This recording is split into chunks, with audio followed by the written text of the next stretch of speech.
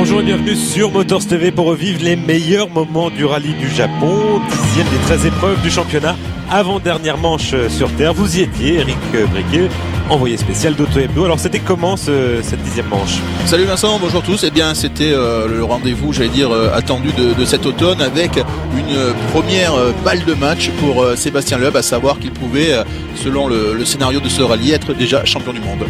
Alors ce spécial qu'il n'aime pas spécialement, il y avait déjà eu une épreuve organisée dans ces mêmes forêts dans la province de Sapporo, c'était en 2008. Est-ce qu'il y avait des grands changements cette année au programme de l'édition 2010? Oui, la principale nouveauté de ce rallye du Japon 6e édition, c'était la dernière étape entièrement nouvelle. Alors avec le shakedown qui se déroulait une fois n'est pas coutume dans le théâtre de la super spéciale, le Sapporo Dome. Alors on voit ici Kimi Räikkönen qui en a fait les frais avec un arbre de roue arraché. Un peu bizarre quand même de s'entraîner sur une spéciale qui ne sera pas du tout représentative du rallye. Oui, effectivement, c'est la principale j'allais dire difficulté de ce rallye, où on ne peut pas faire non plus d'essais avant. Il faut le rappeler, les essais sur les rallyes d'outre-mer sont interdits. Donc pour les pilotes c'est très dur, et c'est un petit peu ce qu'explique Kimi Räikkönen, que de découvrir l'auto, de mettre au point une voiture sur un shakedown qui n'est absolument pas représentatif, même si il va être disputé à 8 reprises quand même sur 4 jours. Et justement ça commence, là on rentre vraiment dans le vif du sujet. C'est le jeudi soir avec les super spéciales qui vont être disputées à 2 reprises, 1,57 km, donc c'est franchement très court, dans un stade qui a accueilli la Coupe du Monde de football en 2002, c'est ça? Oui, c'est un vestige, je crois bien, de l'époque olympique de Sapporo en 1972, à l'époque des Jeux d'hiver. Et ce qui est extraordinaire, c'est que Sébastien Ogier, qu'on voit ici en action, a bien préparé son coup. Il a énormément usé ses gommes pendant le shakedown. Il a fait environ 10 passages de manière à avoir des pneus très usés, donc plus adhérents, parce qu'ils sont en pneus terre sur cette surface béton. Et en revanche, Peter Solberg lui va partir avec des gommes neuves. Grosse erreur de la part du Norvégien, et il va perdre pas mal de secondes dans ce prologue. Ah oui, parce que dans la première spéciale, donc dans le premier passage dans Sapporo Dome, Peter Solberg va réaliser le 9e temps, mais à 3 secondes 2 de Sébastien Ogier qui va réaliser les 2 scratchs. Et dans le deuxième passage, 2 secondes 5. Donc Peter Solberg qui accumule déjà un handicap de 5 secondes 7 après 3 km de course à peine.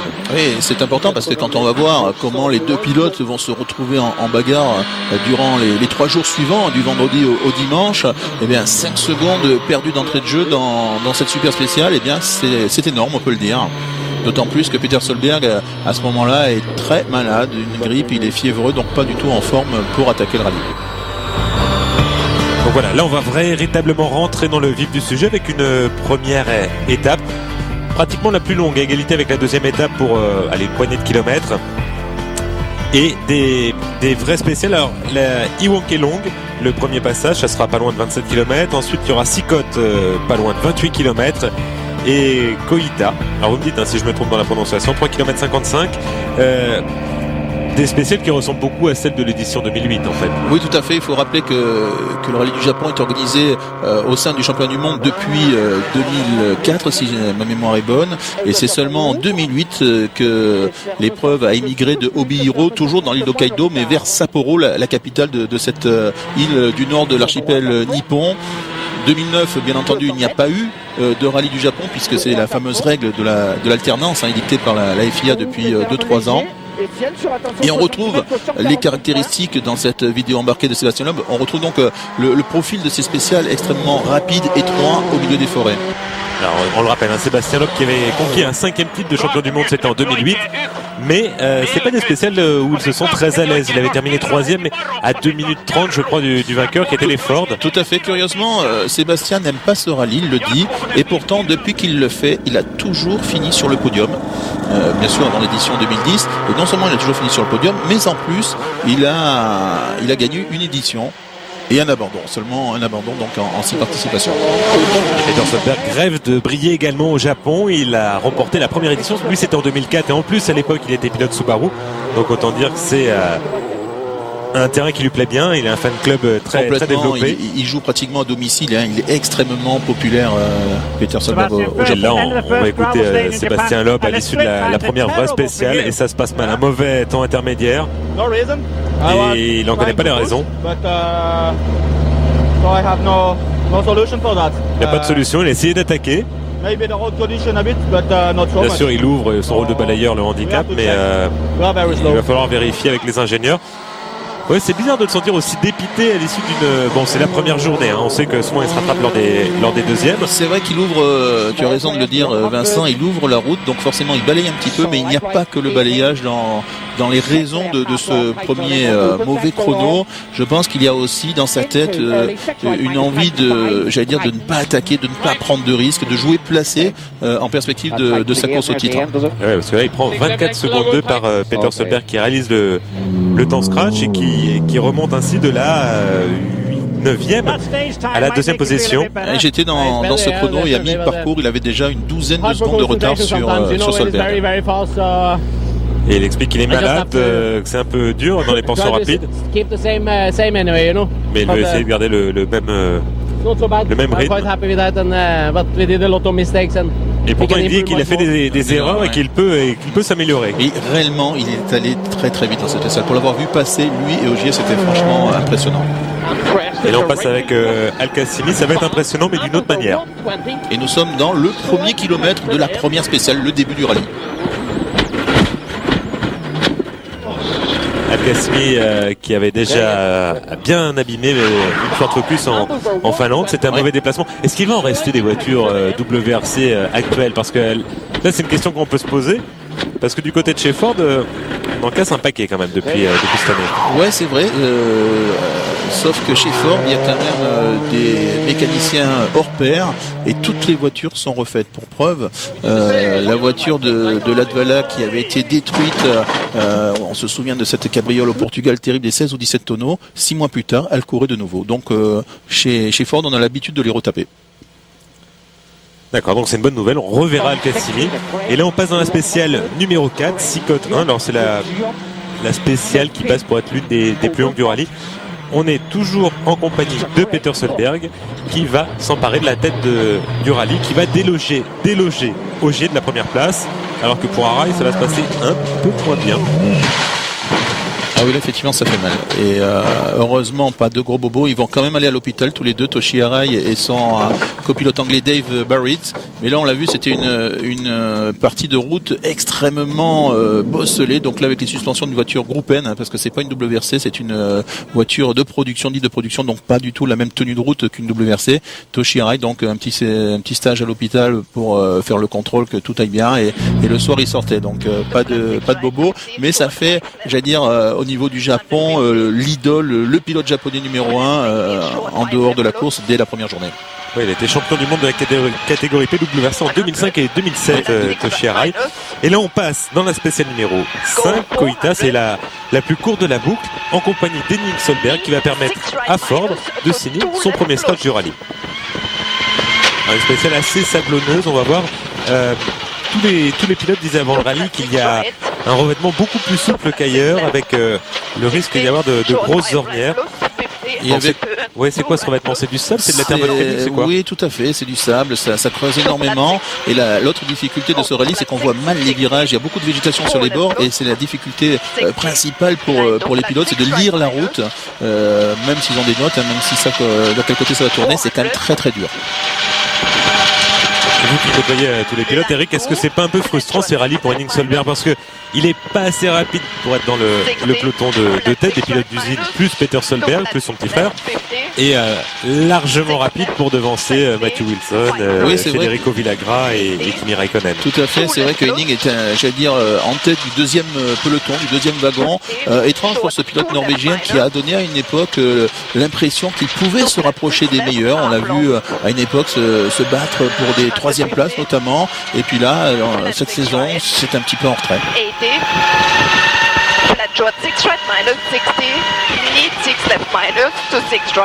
Comme disaient certains journalistes qui connaissent bien les deux frères Solberg, il y a le cadet Peter qui est un vrai combattant, un vrai guerrier qui n'a qu'une envie, c'est gagner.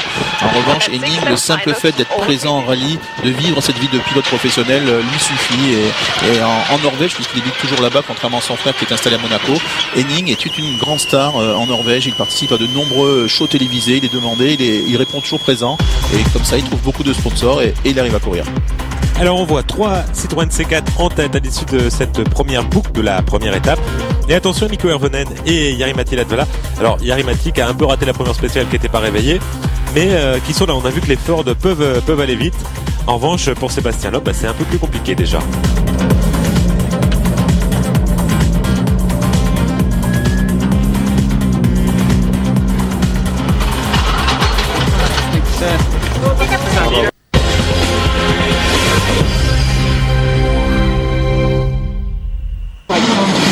Et on passe directement à la boucle de l'après-midi, le deuxième passage dans Iwanke Long.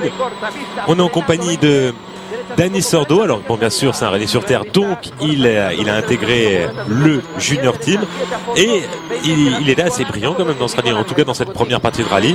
Là, il est troisième à 12 secondes 5 de Peter Solberg, tout près de Sébastien Ogier.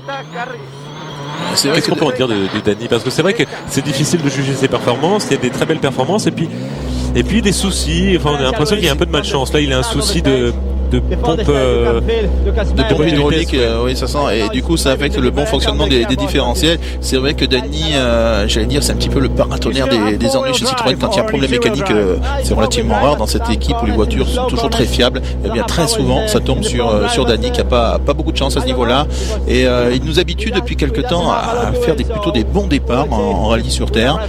Il faut aussi préciser que la voiture du Junior Team, c'est un modèle de l'année 2008 et non pas une 2009, donc très légèrement moins évolué que la voiture de Sébastien Loeb et de Sébastien Ogier. Ouais, enfin, ça n'avait pas empêché Sébastien Ogier de gagner au Portugal avec une voiture de l'année précédente. D'où l'exploit de Sébastien Ogier. Et là, on passe en compagnie de Jari-Matti Latvala. On avait vu juste avant le meilleur temps en spécial réalisé par Henning Solberg. Et ben là, c'est au tour de Jari-Matti Latvala de passer à l'offensive. On a l'impression que les forces sont plus à l'aise quand le terrain est un peu défoncé, un peu quand il y a des ornières. On a l'impression que ça convient mieux au Ford Focus. Soit ça convient mieux au Ford Focus, qui est possible, soit ça convient bien aussi aux pilotes finlandais qui ont peut-être plus l'habitude de rouler dans ce genre de conditions, un petit peu, j'allais dire, à l'arrache. Les pilotes français n'ont pas hésité à dire faut rouler comme des bourrins. Hein, c'est les mots, les expressions employées aussi bien par Sébastien Loeb que par Sébastien Ogier.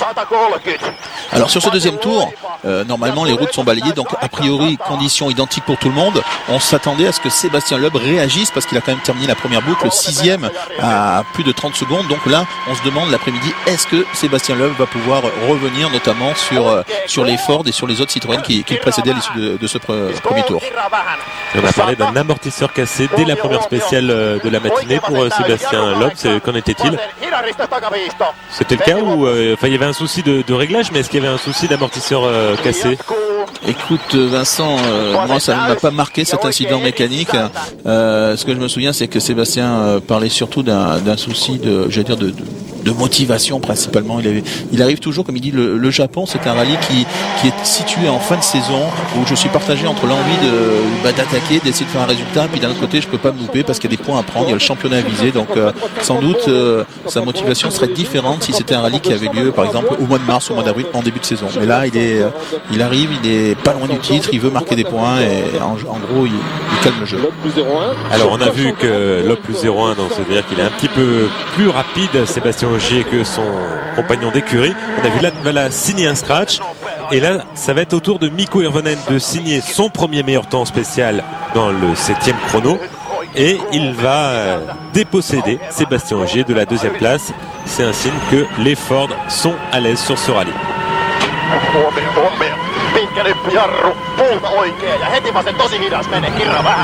Là, c'est la même spéciale qu'on a vu tout à l'heure avec Henning Solberg. On s'aperçoit que ça a bien changé. Là, c'est un terrain de motocross pratiquement. Un vrai chantier, tout à fait. Et encore, on peut dire que on s'en sort bien parce qu'il n'a pas plu, il a plu beaucoup pendant les reconnaissances, donc les routes étaient détrempées. Et là, pendant les 3 jours de course, finalement, c'est resté très sec. L'interview de Mikko Hirvonen, ça y est, vous avez fait une super belle performance et vous passez donc à la 2e place.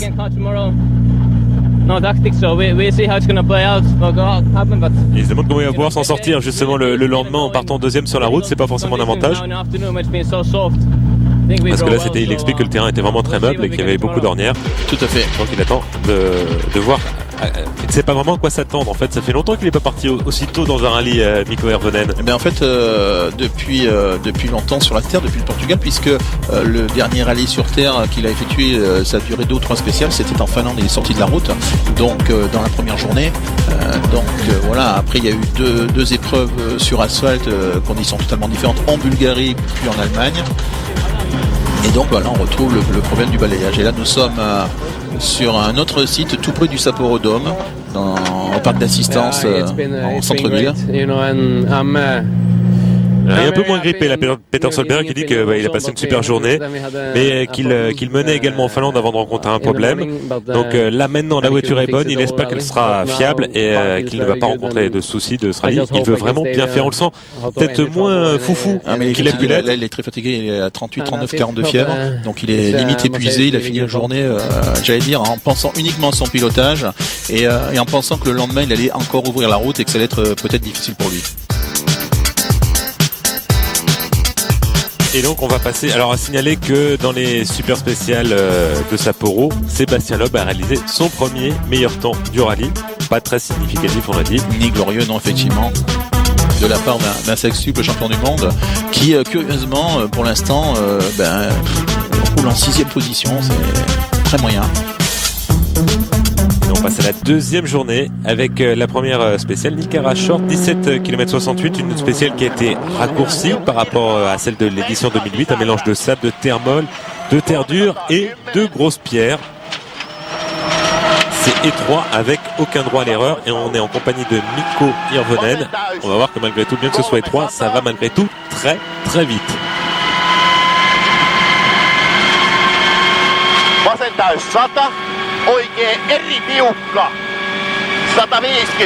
Alors, on n'ira pas plus vite que ça, mais c'est déjà pas mal. 184 km/h avec des virages qu'on aborde en balançant la voiture à 140. Il faut une grosse confiance en soi. Et parfois, ça suffit pas. C'est ce qu'on va voir avec Mikko Hirvonen qui va perdre beaucoup de temps lors de cette première spéciale. Deuxième jour. Et ça aurait pu très bien s'arrêter là parce que s'il prend le talus, ça part en tonneau dans les arbres. Et là, il s'en sort à moindre frais avec juste un tête à queue. Et à peu près 11 secondes de perdu. Tout à fait. Et sachant que le groupe des 5 premiers se tient en une vingtaine de secondes, 11 secondes de perdu sur un simple tête à queue, c'est énorme. Et on va voir que la voiture est assez peu endommagée. À part le pare-choc arrière qui est un petit peu brûlé et qui revient sur l'échappement.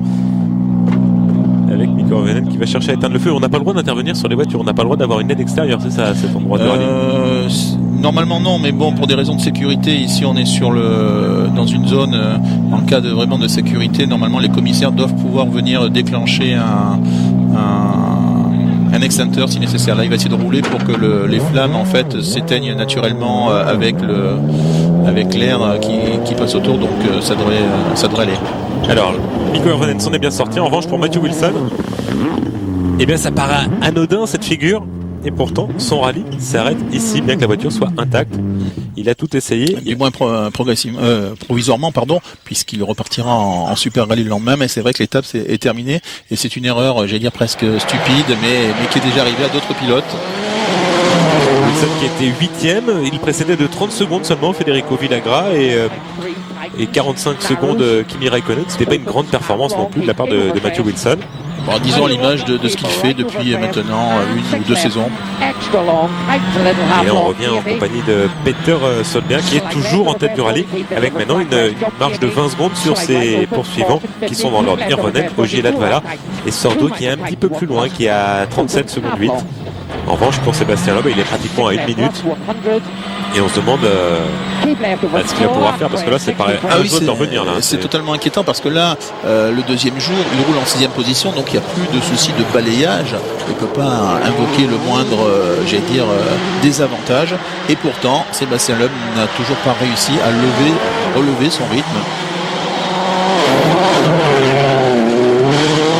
Et du coup, c'est vrai que les autres en profitent, mais comme le dit très justement Sébastien Loeb, j'étais le seul à avoir quelque chose à perdre au Japon, alors que tous les autres pouvaient rouler, prendre des risques sans avoir grand chose à perdre.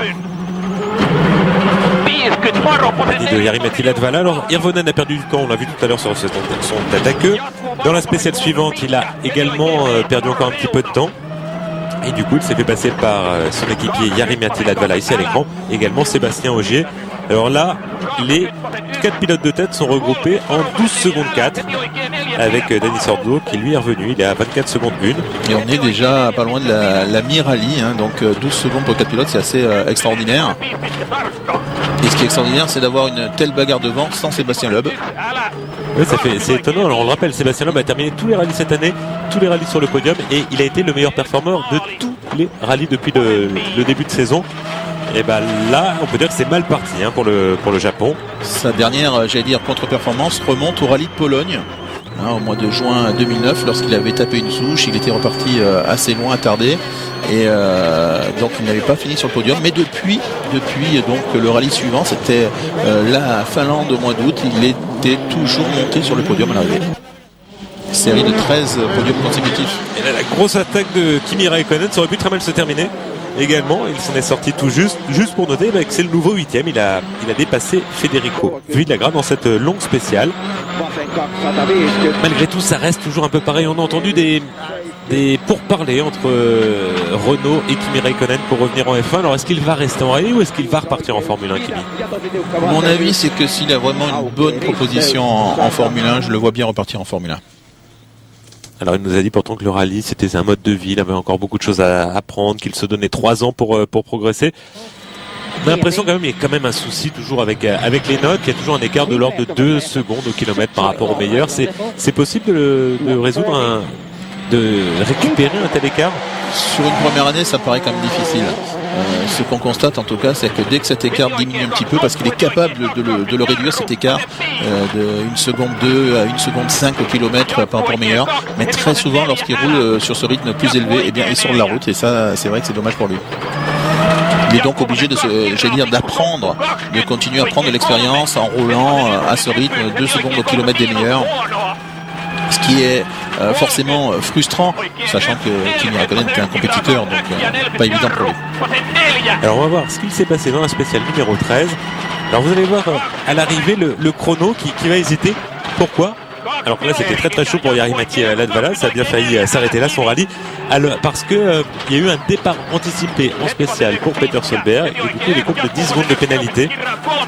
Ça va lui coûter 2 places, il va passer de la première à la 3e place et se faire passer donc par Jari-Matti Latvala et également Sébastien Ogier.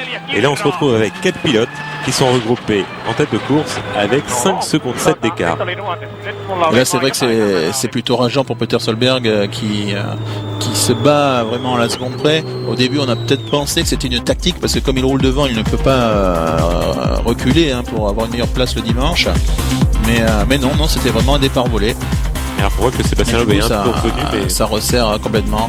Oui, Sébastien Loeb revient un petit peu, mais il est quand même à 34 secondes et dans l'incapacité de réduire, surtout c'est ça qui est dur pour lui, dans l'incapacité de résoudre l'écart avec les meilleurs. Et on va écouter le leader du rallye, Jari-Matti Latvala. Ouais, c'est incroyable, cette bagarre incroyable, une bagarre de tous les instants en spécial. Peter and Mikko, they were suffering on the road position for that long. On reconnaît un très sportif Latvala que Peter et Mikko, donc Peter Solberg et Mikko Hirvonen sont gênés par leur position sur la route, leur rôle de balayeur, donc ça permet à tout le monde de revenir, à lui mais également à Ogier. Sordo n'est pas de si loin. Et donc il y a 5 victoires qui se battent pour 5 voitures qui se battent pour la victoire. Et pas celle de Sébastien Loeb. Alors que là on va voir un peu juste avant de partir en publicité comment ça se passe. Une séance d'assistance. C'est un collège dont ce sont des jeunes élèves en mécanique et tout, et c'est un vrai ballet, et je suis resté une demi-heure à les suivre, c'est étonnant.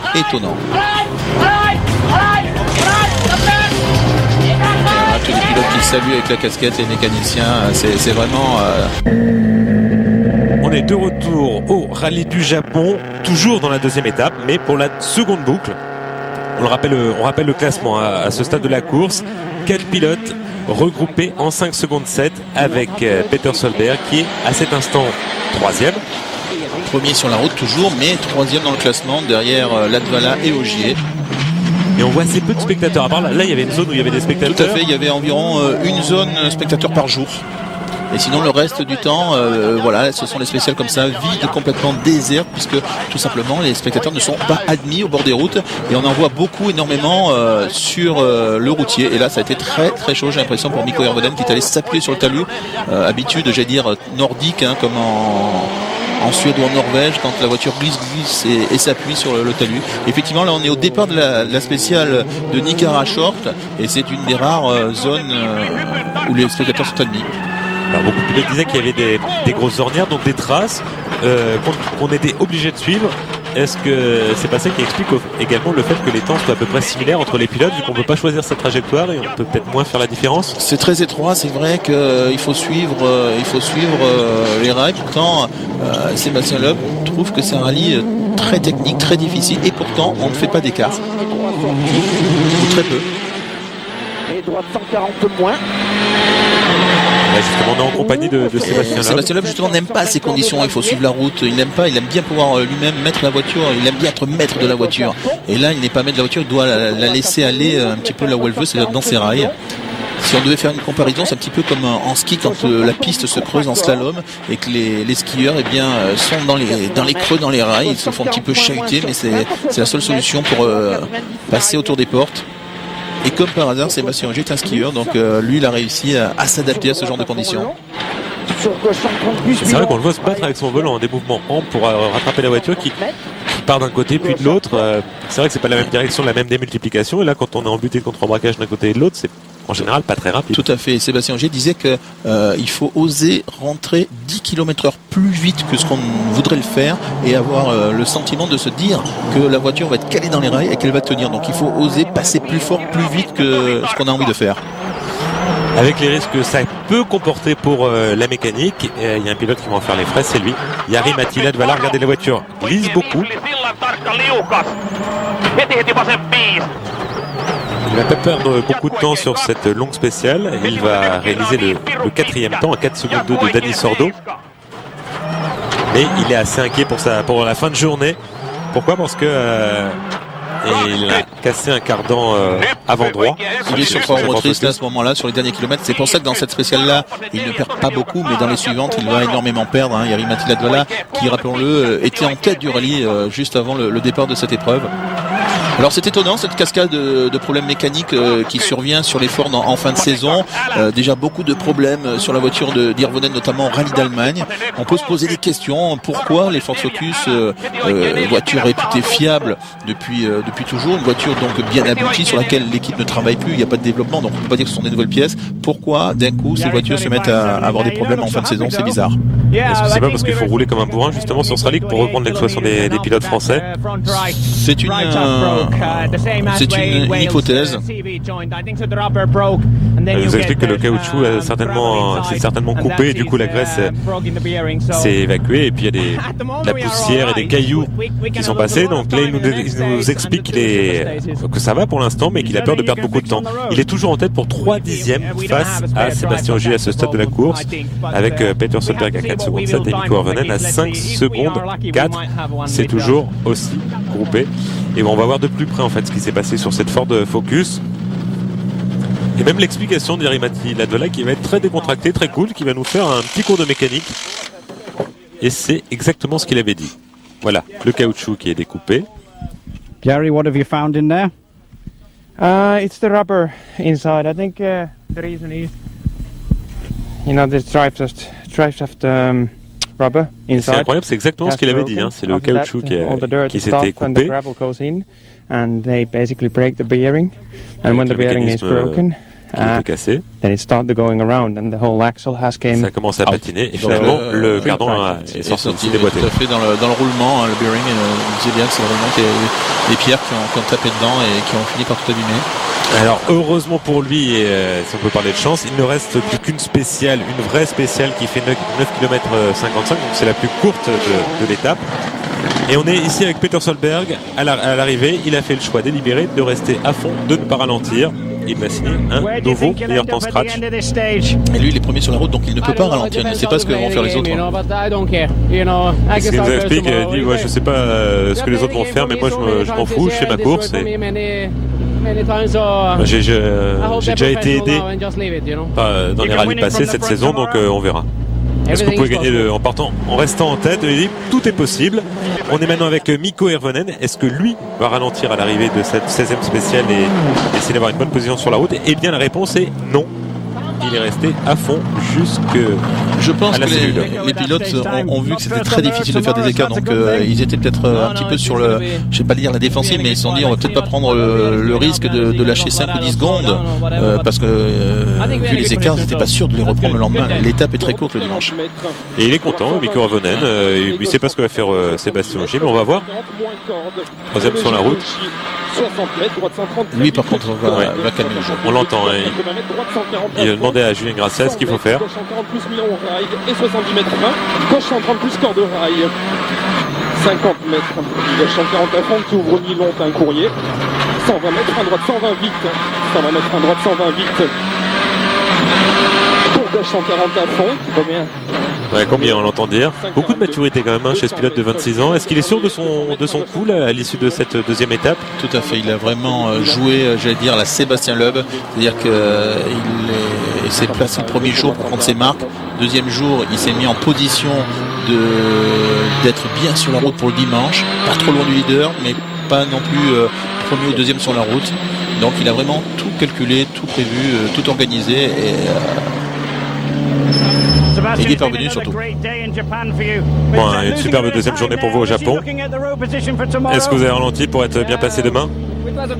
Oui, c'était. Alors il va éviter la question. Il dit oui, c'était une belle journée. Il s'est bien débrouillé, il est content de ses performances et qu'il espère se battre pour la victoire. Donc beaucoup de maturité, oui, pour ce qui est sa deuxième saison complète en championnat du monde. Tout à fait, et même pas encore terminé, sa deuxième saison complète. Et puis surtout son premier rallye du Japon, il n'y avait jamais mis les pieds, même pas en Super 700, en C2, en rien du tout, en reconnaissance. Il découvrait totalement, contrairement à l'ensemble des autres pilotes qui avaient déjà couru au Japon et disputé l'édition 2008. On va repasser un petit coup de super spécial avec Jari Matti-Latvala. On veut juste vous dire que Peter Solberg et Hirvonen ont réalisé chacun un meilleur temps. Et là encore un problème pour Jari Matti, comme si ça ne suffisait pas, encore un tête à queue avec sa voiture en 3 roues motrices, rappelons-le. Alors difficile de dire si cet tête à queue est provoqué par l'incident ou est-ce qu'il a voulu limiter les dégâts. Difficile de dire, mais en tout cas en se retrouvant à 30 secondes alors qu'il était leader, il faut le rappeler, Jari Matti-Latvala en cours d'étape, eh bien il est quasiment éliminé de la course à la victoire. Il ne reste plus que 4 pilotes et dont 3 bien placés, c'est Peter Solberg, Mikko Hirvonen et Sébastien Ogier groupés en 5 secondes. Et voilà les 3 pilotes qui peuvent encore jouer la victoire dans ce rallye du Japon. Et regardez la ferveur des supporters japonais, ils ne sont pas présents dans les spéciales, mais alors on parle d'assistance, ils sont bien là. Alors Peter Solberg qui nous dit que c'est très excitant cette course et que peut-être qu'en étant premier ça va pas l'aider, mais il espère se battre pour la victoire. C'est également fantastique pour Mikko Hirvonen. Il faut être à la limite partout dans chaque spécial. C'est facile de faire une erreur. Et pour Ogier, il dit il sait que Mikko et Peter vont aller à fond, donc il doit faire la même chose pour espérer gagner. Troisième étape sous haute tension donc.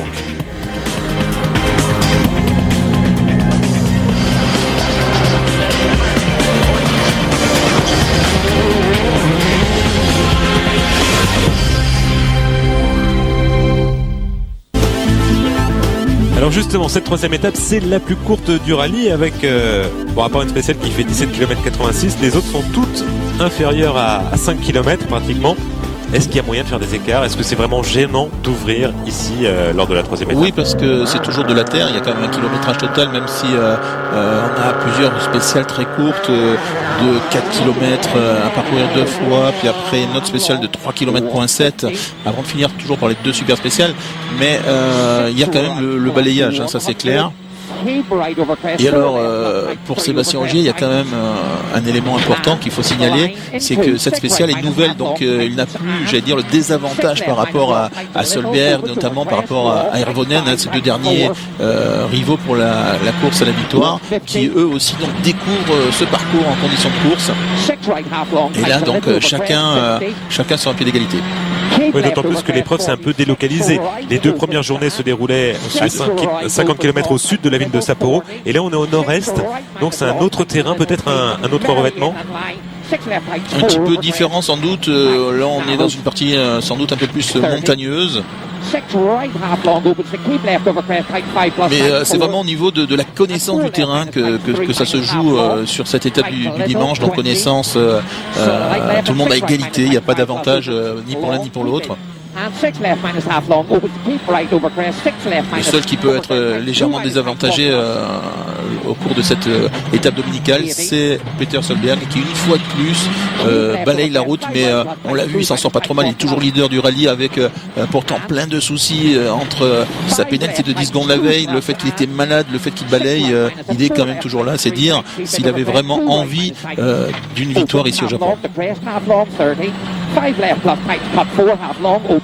Ça ressemble un peu à une course de côte type Pikes Peak. C'est spécial, pratiquement tout en montée. Avec Peter Solberg qui a dit que le plan c'était de perdre le moins de temps possible dans la première boucle. Il sait qu'il va en perdre parce qu'il balaye et ensuite jouer son va-tout dans la dernière boucle. Exactement, c'est un petit peu sa stratégie du jour et de toute façon je crois qu'il n'avait pas d'autre choix. And 6 left long, tights a little, keep middle over crest 40, slide right over crest 150, keep left over crest early, 6 right plus half long, keep gate 150. Vers l'arrivée, vous allez entendre que Peter Solberg, même s'il sait qu'il perd du temps, donne le tout pour le tout. Vous allez écouter ce qu'il dit à Chris Patterson. On va écouter ce qu'il dit à Chris Patterson une fois l'arrivée franchie.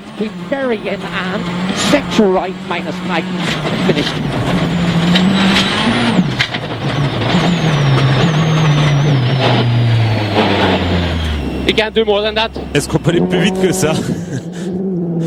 Il s'interroge. On peut aller plus vite que lui sur cette spéciale. La preuve c'est que son grand frère est allé plus vite.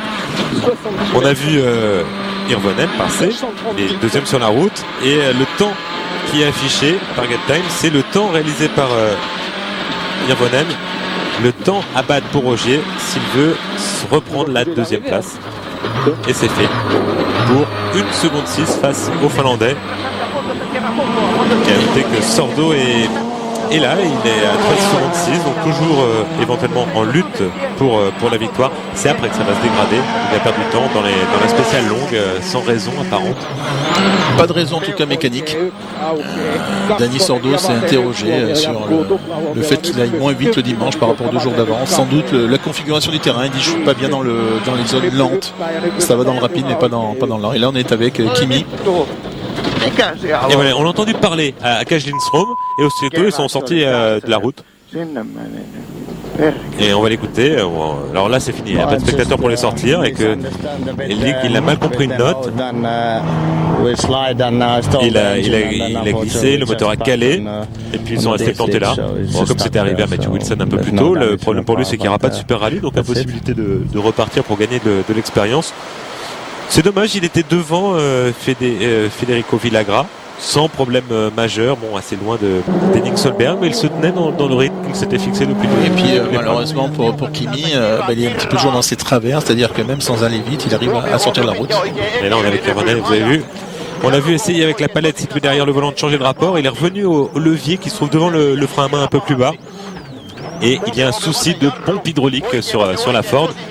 Et du coup, la bataille pour la victoire va se résumer à un duel. Cette fois, c'est à peu près sûr. Il va perdre énormément de temps.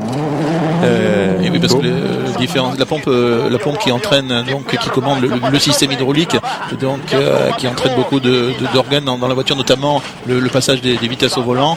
Le différentiel ne fonctionne mal, le passage des vitesses passe mal, donc il faut de temps en temps utiliser soit la palette au volant, soit le levier de secours, ce qui fait qu'en fait que Mikko Hirvonen ne va pas pouvoir rouler tout au long de cette étape, une étape qui ne comprend pas de parc d'assistance intermédiaire. On partait le matin de Sapporo, on rentrait à l'issue des 19 à 26, ça fait 7 nuits spéciales, donc sans assistance. Là, Mikko, il sait qu'il va devoir rouler comme ça jusqu'au bout et on est seulement à la 2e ou 3e spéciale du jour. On le sent dépité à ce stade de la course. Problem with hydraulic pressure, so we don't have a gear change all the time. I said that if et ça change pas à chaque fois qu'il le demande. Enfin, par moments ça fonctionne, mais à d'autres non. Et oui, parce que la pression doit être inconstante dans le circuit hydraulique. Il va essayer de finir et il le sait déjà. Et à ce moment-là, il est deuxième. C'est terrible. Il est passé au début de l'étape. cinquième, ouais. Oui, mais là, il recule, c'est terrible. il a perdu 28 secondes dans cette longue spéciale de 17 km 86 et il sait ce que ça ne va faire qu'empirer. Et d'après les calculs, Sébastien Loeb a toutes les chances d'en profiter pour gagner une place, pour terminer 5e. C'est étonnant de la part du Sébastien Loeb 5e et surtout dans un rythme... Et ça peut changer beaucoup de choses pour Sébastien Loeb d'être 5e et non pas 6e. Ça peut changer énormément dans la perspective du rallye d'Alsace, bien entendu. Et oui, c'est-à-dire qu'il peut être maître de son destin. Exactement. C'est 2 petits points que Mikko lui offre qui vont faire que s'il gagne en Alsace, eh bien, il peut être champion du monde. Mais là, on anticipe peut-être un petit peu. On est toujours sur ce rallye du Japon, 3e étape, et Sébastien Ogier qui est en train de réaliser un grand truc. Et on peut voir à son visage qu'il donne le tout pour le tout. On l'a senti, on a vu ses yeux creusés. Il a tout donné et il passe en tête, Sébastien Ogier, pour 2 secondes 7 face à Peter Solberg. Et le 3e n'est d'autre que Dani Sordo à 24 secondes 2, donc là c'est fichu pour l'Espagnol. Il faut se souvenir qu'en début de saison au Mexique, il y a déjà eu un final extraordinaire entre Ogier et Solberg, mais c'était que pour la 2e place derrière Loeb. Alors là, c'est le même, duel ras de fer, mais pour la victoire. Et on repasse en compagnie de Sébastien Loeb, qui baisse pas les bras pour autant. Il va réaliser un nouveau temps scratch dans Sunagawa. Alors c'est une spéciale un peu atypique, 3 km 7. Oui, c'est une sorte de circuit de rallycross, d'autocross, de motocross, ce qu'on veut, mais c'est tout sauf une spéciale. Bien entendu, vous voyez, il y a des spectateurs, c'est une spéciale aménagée pour ça, justement, pour que le public japonais puisse venir voir en vrai des voitures en action. Mais rien à voir, bien entendu, avec les vraies spéciales en forêt. Et surtout, c'est large. Et c'est vrai que quand le terrain est large, la C4 de Sébastien Loeb s'en sort pas mal. Alors, on a parlé d'un changement de différentiel sur la C4 de Sébastien Loeb. Il y a eu un petit souci, effectivement, la veille. Voilà, donc, et au dire du pilote, ce serait pire qu'avant. Avec un nouveau différentiel sur sa C4. On a l'impression qu'il a tâtonné avec ses réglages tout le temps. Et on a le sentiment qu'il patinait beaucoup, en fait, même par rapport à Sébastien Ogier. Oui, effectivement, c'était Sébastien Ogier. Peut-être que Sébastien Loeb était dans un week-end sans, c'est-à-dire qu'il est arrivé avec une motivation réduite. Il ne voulait pas prendre de risques. Il est parti sur un faux rythme, mais il n'a jamais réussi à s'en sortir. Confirmation, donc là maintenant on a Sébastien Ogier de nouveau en tête, il faut le rappeler, il était déjà en tête le jeudi. Les 3 premières spéciales. Tout à fait, et là il reprend l'avantage au bon moment. Et 2 secondes 9, c'est pas grand chose, d'autant plus que Peter Solberg, c'était sa stratégie, c'est-à-dire perdre un minimum de temps lors de la première boucle et jouer son atout lors de la seconde. Eh bien, on y est dans la seconde avec le passage, le 2e passage dans Bizan. Et là on va savoir si Sébastien Ogier, qui est donc pour la première fois en position de gagner un rallye en étant dans l'équipe officielle, puisque la première fois c'était en Finlande, il avait déjà réussi un très beau résultat, il avait fini 2e en Finlande derrière Latvala. Et à la confirmation, l'avance de Sébastien Ogier sur Peter Solberg ne cesse de s'accroître. Alors là, ça mérite une petite explication puisque on pouvait imaginer que les conditions de route allaient être les mêmes. Et pourquoi Solberg perd du temps autant sur Ogier, c'est qu'il y a un petit souci sur la C4 du Norvégien. Un amortisseur cassé à l'avant gauche. Pas tout à fait un amortisseur, en fait, un élément de suspension qui est une rotule du bras de carrossage très précisément. C'est ce que dit Sébastien au début. Peter, il le dit, il parle d'un amortisseur cassé.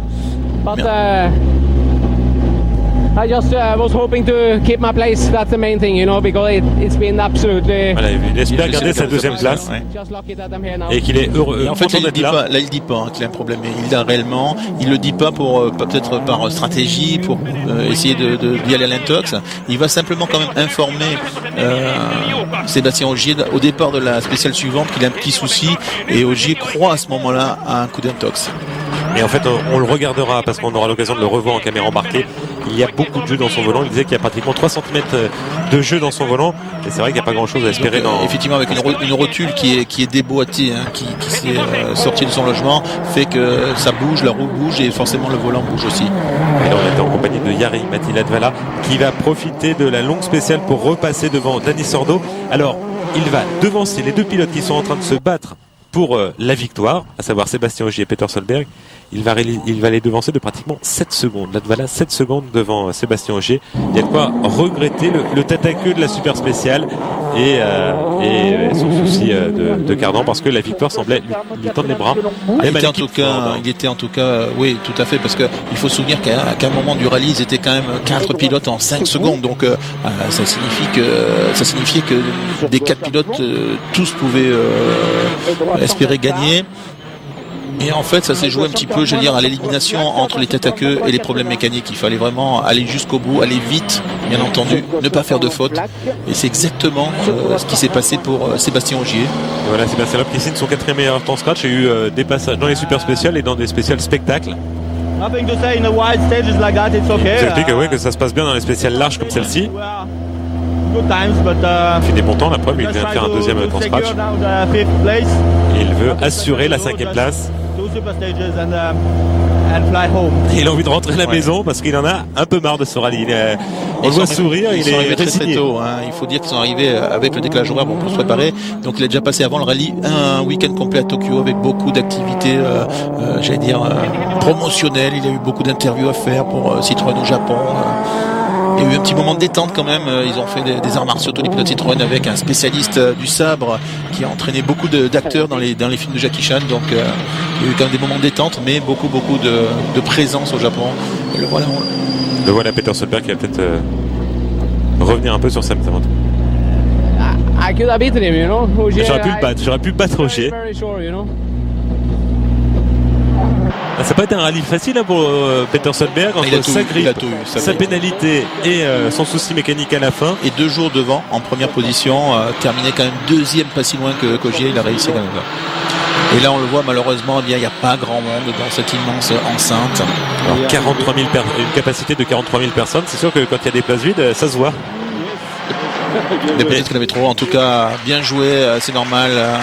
Et ils peuvent applaudir, ils sont fiers parce que c'est vrai que là ils sont bluffés, ils disent mais quand même ce Sébastien Ogier, ok, il avait gagné au Portugal, mais là de nouveau il gagne sur un rallye qu'il découvre. Franchement, là chez Citroën on se dit bon on avait Sébastien Loeb, maintenant on a Sébastien Ogier, c'est-à-dire que quoi qu'il arrive, on continue à gagner. Il va pas y avoir commencé à y avoir des clans, peut-être pas une passation de pouvoir, mais des conflits entre les deux pilotes, parce que c'est conflit non, parce que concurrence directe. Oui, ils sont concurrents, ils le savent, ils sont équipiers, mais ils le savent aussi qu'ils sont concurrents. Donc et le voilà, c'est les mêmes gestes, c'est des gestes qu'on fait très souvent chez Citroën, voilà. Sauf avec Denis Sordo. La coupe de champagne. Une image alors il disait au départ que les spéciales étaient dures et pour lui qu'elles ne convenaient pas à son pilotage. Et puis finalement, il a dit que oui, c'est une surprise parce qu'il a compris assez vite le mode d'emploi ici et que ce genre de conditions, il ne les aimait pas du tout dans le passé. Et il considère donc qu'il s'est amélioré en termes de pilotage. Et au bout du compte, c'est une très belle victoire qui lui permet de conforter sa 2e place au championnat. Alors, avec, on l'a dit tout à l'heure, une avance maintenant pour Sébastien Loeb qui lui permet d'aller au Rallye de France qui se déroulera chez lui. L'arrivée, ça sera célébré tout près de chez lui, là où il a vécu enfant. Complètement dans sa ville natale d'Agno, là où sont originaires les Loeb depuis plusieurs générations. Et donc, pour Sébastien, c'est peut-être une magnifique, belle histoire à écrire, à savoir que s'il gagne en Alsace, quel que soit le résultat d'Ogier, il sera forcément sacré champion du monde pour la 7e fois consécutive. Donc une très belle histoire perspective. Et pratiquement aussi un sacre pour Citroën s'il remporte ce rallye de France. Ah, ça serait merveilleux en tout cas. Eh bien on y sera, ça sera sur Motors TV, le rallye de France. À très bientôt, salut à tous, merci de nous avoir suivis. Salut.